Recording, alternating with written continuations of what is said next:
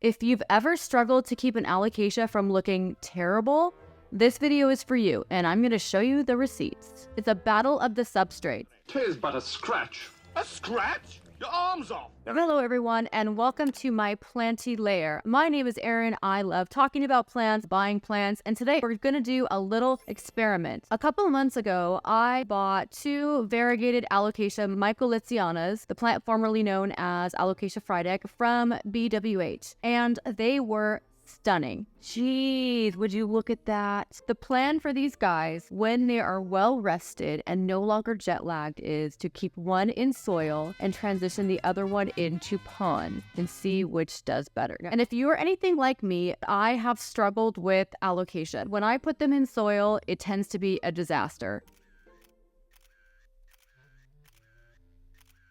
But lately, what I've been doing is trying them in different substrates, and today we're going to test which is the superior substrate for new, precious alocasias. Will it be pond or will it be Fluval Stratum? Stratum for short. Fluval Stratum is the brand. Let's do a deep dive.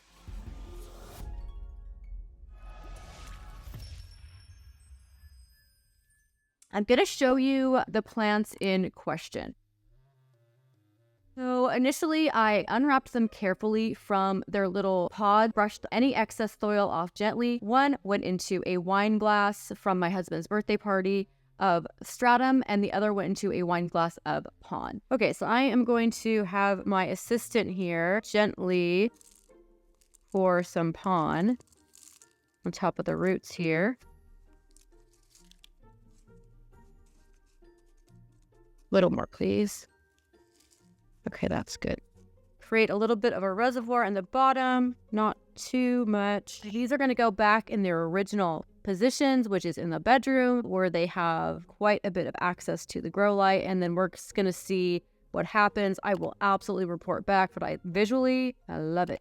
Now, the pond I usually do rinse off. You don't have to, but aesthetically, it gets really muddy if you don't. So maybe that doesn't bug you. It bugged me. And I'll also preface this by saying there's a million ways to grow alocasia and to take care of alocasia. I want to give you another tool for your arsenal of plant care tricks.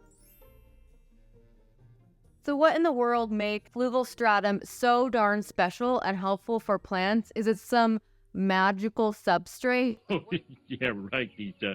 A wonderful, magical Substrate. Like, what exactly does it do? Why is it helpful for plants? So it is a nutrient-rich substrate. It has iron and potassium, which helps support plant growth. It helps to lower the pH. A lower pH makes a more acidic environment. A lot of these aroids that we grow, they love a slightly more acidic pH. The lower the pH, the higher the acidity. It does have good moisture retention, and it does provide some good aeration. There's a lot packed in those tiny little aesthetic balls that help our plants grow. So here we go. It's been almost about 3 months, and this is Exhibit A pond. This is the newest leaf here, and it is since sized up. It's still, this variegation is absolutely stunning. She is a stunner. These were such showstoppers. These were the 2.5-inch pot size, and thrilled. So here is our root growth.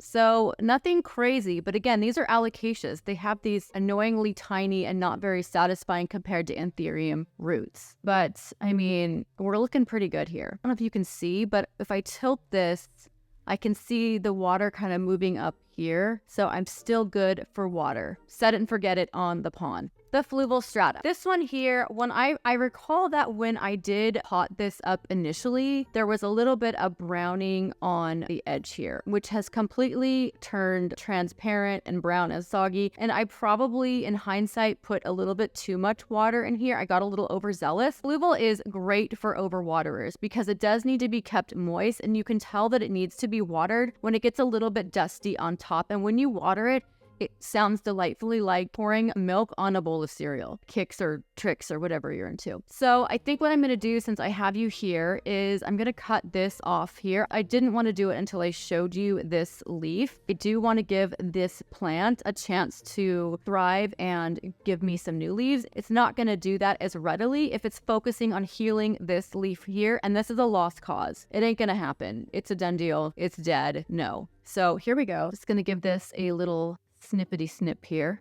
girl bye. So we're down to two very healthy looking leaves, and this has sized up. They have both sized up. They have both kept variegation beautifully. So that's a sign that I am providing enough light. It is under the Rousseau plant care grow light. So they're getting enough light. They both seem happy in the substrates.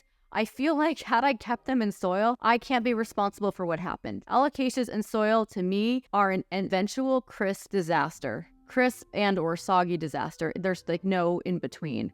So far, so good. But so it appears so far, it looks like the pawn is winning a little bit. But I'm going to show you Exhibit C. Okay, those of you who have been here before have seen this guy. This is my Anthurium regale, otherwise known as Terrence the Regale. This guy has been in so many of my videos. Terrence and I have been through it. We started out rough. He was given to me as a free plant when I bought a lot of plants one day from Equigenera. He was tiny, rough. He was crisping. He was losing his leaves. I almost gave up on Terrence. I almost, let's be honest, threw him away. So I put him in stratum, and that, you know what? Oh my God, this substrate is something. This often will revive your saddest of plants. So Fluval Stratum is a volcanic soil that is compressed. It looks stunning. I mean, I feel like one of my favorite color combinations is green, black, and white. So this really does it for me visually. And Terrence has been flourishing. He's got abs for days. Don't discount the Fluval. It's good stuff. Terrence is my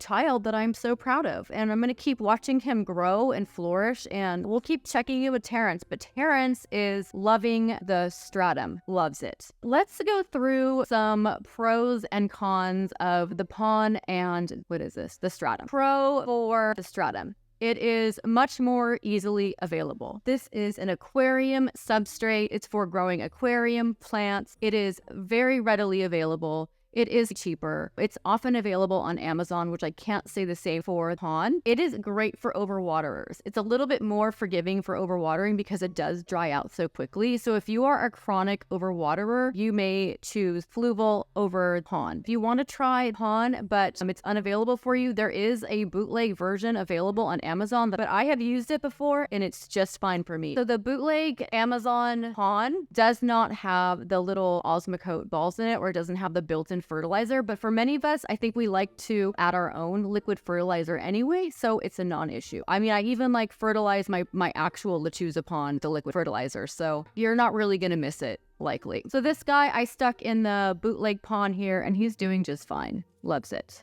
Aesthetically, I feel like another pro for the stratum is that it just looks so pretty. I say it every time. It's nature's caviar. Some people don't love how this looks, but I just love how it's so dark. Another con for the stratum is that this is really not a long-term substrate. And I think it's actually longer term than you would think. It doesn't immediately disintegrate. Like, this has been in here for some time. And, you know, Terrence has certainly been in this substrate for quite a while, and it doesn't show any signs of breaking down or getting kind of like ick at the bottom. So, I mean, if you had a bigger plant, maybe, and it just depends on how long you keep it in, but I wouldn't let that deter you immediately, especially if you're going to transfer a seedling or a rescue plant into the stratum. Don't let that deter you too much. And this you'll have to rinse off a little bit. It's going to get a little bit ick on the roots, and this is going to be more of a clean transfer. It's just the pebbles away, and then in you go into either your new substrate. You can put it into leca if you want, and any kind of other semi-hydro substrate. If you want to keep it in pond, that's fine. Both of these are going to probably transition great into leca. I might end up transitioning this guy here into leca